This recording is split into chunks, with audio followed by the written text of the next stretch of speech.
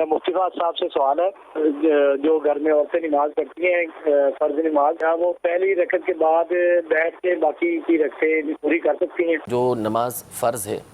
اسی طرح واجب ہے، وتر ہے، جیسے یہ نماز عیدین ہیں، اور جو سنت فجر ہے اس میں قیام جو ہے وہ فرض ہے، لازم ہے کہ اس کے بغیر ان کے بغیر نماز ہوگی ہی نہیں۔ لہذا اگر کوئی شخص جو ہے وہ عورتیں جو ہیں یہ پہلی رکعت میں کھڑی ہوتی ہیں تو جس کا واضح اور سیدھا مطلب یہ ہے کہ یہ قیام پہ قدرت رکھتی ہیں۔ ٹھیک ہے، تو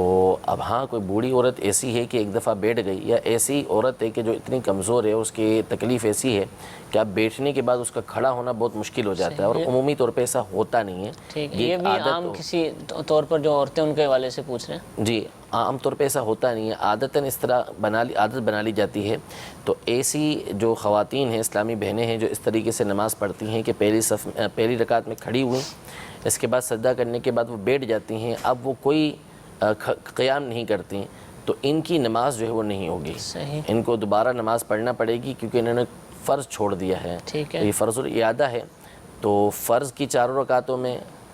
جو 3 رکعتیں ہیں 3 رکعتوں میں، جو 2 رکعتیں ہیں 2 رکعتیں، اسی طرح وتر واجب ہیں ان کی 3 رکعتوں میں، اسی طرح سنت فجر، اس میں قیام کرنا یہ ضروری ہے، اس کے بغیر ان کی نماز نہیں ہوگی۔ لہذا یہ جو سستی کاہلی کی وجہ سے جتنی نمازیں اس طرح پڑھی ہیں ساری کی ساری ان کو لوٹانا یہ ضروری ہے۔